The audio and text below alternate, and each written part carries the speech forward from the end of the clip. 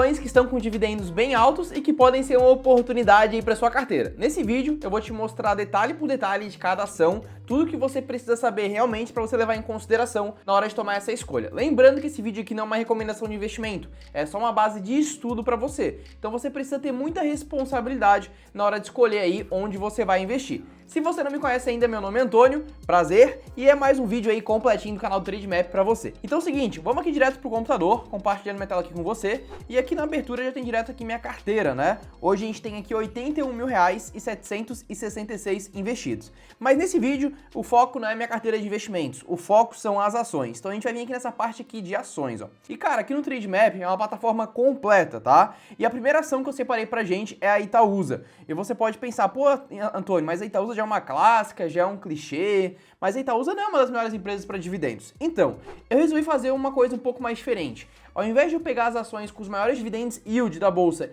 e trazer para esse vídeo, eu pensei o seguinte, pô, vou pegar as ações que no momento estão com preço barato, próximo ou abaixo do preço justo e que podem ter um dividend yield muito alto no final desse ano ou já no ano que vem. Então, ao invés de eu pegar ações que estão pagando dividend yield muito alto agora, eu pensei o seguinte, pô, agora já passou, né? Quem recebeu, recebeu, quem não recebeu, não recebe mais. Vamos pegar as ações que podem pagar um dividend yield muito alto aí para os próximos meses. E a primeira ação é a ação da Itaúsa, cara. A Itaúsa é uma holding, como todo mundo já conhece, e ela sofreu bastante no ano de 2021 e no ano de 2020 por conta da crise, porque os bancos foram limitados na questão de pagamento de dividendos. Então, se os bancos não estavam pagando muitos dividendos, o Itaú, que é a maior participação da Itaúsa, também não estava pagando muitos dividendos, e a Itaúsa, consequentemente, também não estava distribuindo muitos dividendos. Só que esse cenário está começando a mudar. Olha aqui na tela, por exemplo, ó. Se a gente descer aqui embaixo, na lâmina da Itaúsa, a gente consegue ver o gráfico de lucro líquido. E no segundo trimestre de 2021, a Itaúsa apresentou um lucro líquido de 12 bilhões de reais. Se a gente pegar o último lucro líquido acima aí dos 2 dígitos,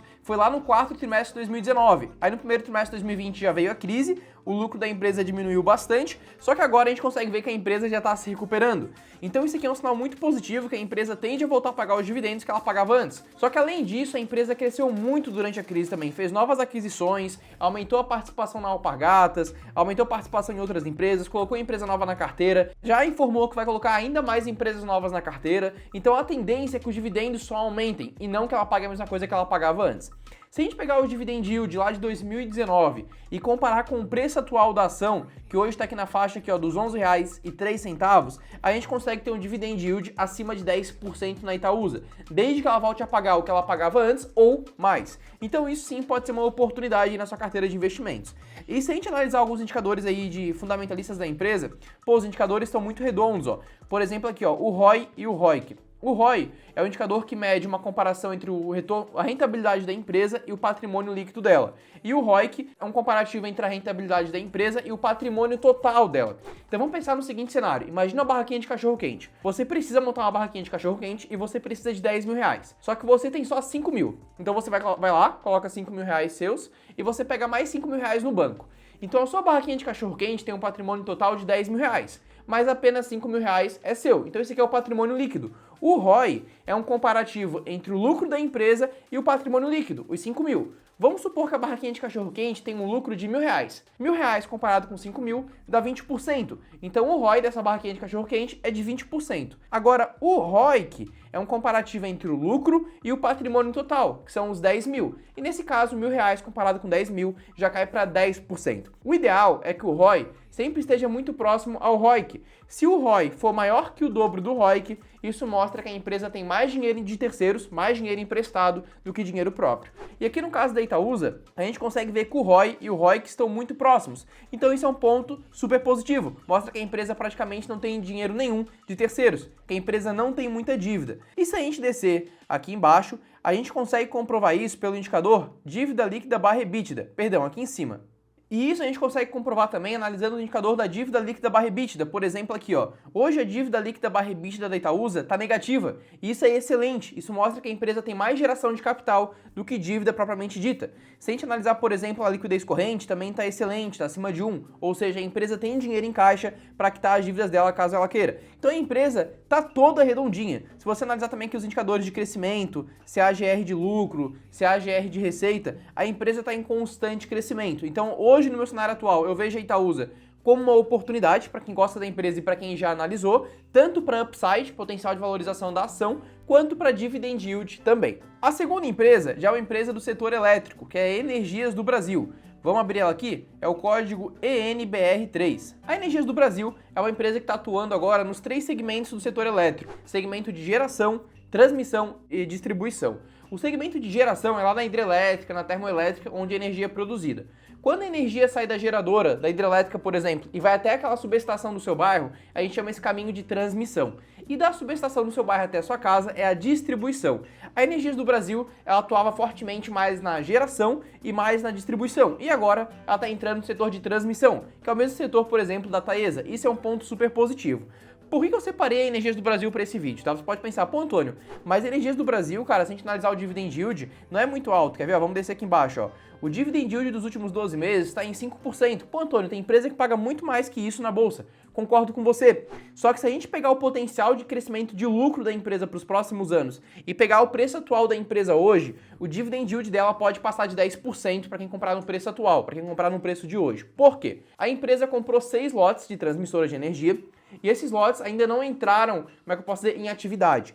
Esses lotes vão entrar em atividade em 2022 e 2023. A partir do momento que eles entrarem, o lucro da empresa tende a subir muito. E se o lucro tende a subir muito, os dividendos tendem a subirem muito também. Pô, se a gente pegar as reuniões com a RI da empresa, que é a relação com os investidores, a empresa sempre bota a todo momento que ela pretende recompensar muito bem os acionistas com dividendos. Ela já falou, inclusive, que vai pagar pelo menos R$1 por ação em dividendos por ano. Isso é um ponto super positivo. Então, se ela continuar pagando o mesmo payout que ela paga hoje, quando o lucro aumentar, o dividend yield dela tende a crescer bastante. Mas, Antônio, o que é payout?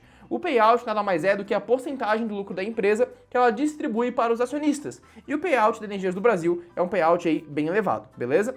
Se a gente analisar agora os indicadores dela, só para você ter uma noção de como funciona a empresa, e isso é super importante também, aqui embaixo, ó. Hoje a empresa tem uma dívida líquida barra EBITDA de 1,95, e de uma certa forma essa dívida líquida barra EBITDA é um pouco alta, né? A dívida líquida barra EBITDA é uma comparação entre a dívida da empresa e o lucro EBITDA dela. O ideal é que isso fique abaixo de 1. Se ficar abaixo de 1, a dívida da empresa é menor que o lucro. Só que no caso das empresas do setor elétrico, ela pode ficar acima de 1 até 3, que isso está confortável. Por quê? Porque as empresas do setor elétrico têm uma certa previsibilidade de receita, são empresas mais seguras, e por isso elas conseguem pegar empréstimos com juros mais baixos, e por ter esses empréstimos elas pagam menos imposto de renda também, o que acaba ajudando a empresa. Só que quando você vê uma empresa com uma dívida líquida barra EBITDA acima de 1,5, acima de 2, você tem que ver se a empresa tem dinheiro em caixa para quitar essa dívida também, e você vê isso na liquidez corrente. E hoje a Energias do Brasil tem, ela está com uma liquidez corrente acima de 1. E olha aqui embaixo, ó, o payout dela, por exemplo. O payout da Energias do Brasil hoje está em 54%. Isso aqui é um payout muito, mas muito alto mesmo. Hoje a empresa, ao mesmo tempo que ela investe muita grana nela mesma, ela também distribui boa parte desse dinheiro aí para os acionistas em forma de dividendos. Se a gente pegar o ROI e o ROIC, o ROI está em 17%, o ROIC em 12%, então estão muito próximos também, isso é um ponto positivo. A margem líquida em 12%, e se a gente pegar os indicadores de crescimento, a gente vê que a empresa está tendo um crescimento bem legal, ó. Lucro líquido cresceu 33% nos últimos 3 anos, lucro EBITDA também cresceu, então a empresa está numa crescente bem legal e não tinha como não botar essa empresa, no caso aí, nesse case, né? E se a gente descer um pouco mais e a gente analisar aqui o histórico de crescimento de lucro líquido da empresa, olha como esse gráfico é bonitinho, cara. Desde 2019, o lucro líquido dela só aumenta. No terceiro trimestre de 2019, 2 anos atrás, ela tinha um lucro líquido de 1,5 bilhão e agora está com um lucro líquido de 2 bilhões. Uma alta aí bem considerável para 2 anos, tá? Então isso me faz acreditar que a Energias do Brasil pode sim ser uma oportunidade, inclusive uma das minhas maiores posições aí na minha carteira. Depois vem a Taesa, a queridinha aí dos investidores, né? Pô, a Taesa não tem nem muito o que falar, né? É uma empresa aí muito consolidada, uma empresa com crescimento estável, uma empresa boa pagadora de dividendos, é uma empresa aí que todo investidor costuma gostar. Mas vamos analisar ela aqui e mostrar os principais pontos da Taesa. Primeiro, a Taesa ela é focada mais no segmento de transmissão de energia, então ela não é tão focada em geração e nem em distribuição, é mais transmissão, que é o melhor setor do mercado, só que você tem que se atentar a alguns pontos aqui que você pode estranhar. Se você pegar aqui, por exemplo, o dividend yield dela, está em quase 12% dos últimos 12 meses. É um dividend yield muito alto hoje e que a tendência é que ele aumente também aí para os próximos anos para quem comprar no preço atual. Só que eu quis falar aqui da Taesa por conta da dívida dela também. Se você pega, por exemplo, a dívida líquida barra EBITDA da Taesa, hoje está em 1,5, o que também é um pouco alto. E alguns investidores estranham isso, né? Mas é o mesmo princípio da Energias do Brasil, aquilo que eu falei. Então a empresa tem uma certa previsibilidade de receita, ela sabe quanto que vai receber, e isso faz com que ela pegue empréstimos com juros muito atrativos, o que acaba aumentando aí a geração de lucro da empresa.